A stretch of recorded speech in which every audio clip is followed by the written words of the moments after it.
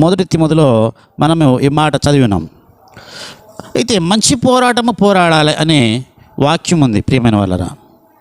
అంటే పోరాటం అనేది మంచి పోరాటము, దుష్ట పోరాటము, భ్రష్ట పోరాటము, ధనాపేక్ష కలిగిన పోరాటము, శరీరాశ సంబంధించిన పోరాటము, ఇలాంటి ఎన్నో ఉన్నాయి ఈ లోకంలో. కొంతమంది ధనము కోసం పోరాడుతూ ఉంటారు. తర్వాత ఆ పోరాటంలో అవసరమైతే అవతల వాళ్ళు చనిపోయినా పర్వాలేదు, అవతల వాళ్ళ యొక్క ఆస్తి పోయినా పర్వాలేదని లంచగొండి కోసం పోరాడే వాళ్ళు ఉన్నారు, లంచం తీసుకోవాలని. ధనము కోసం పోరాడేవారు ఉన్నారు.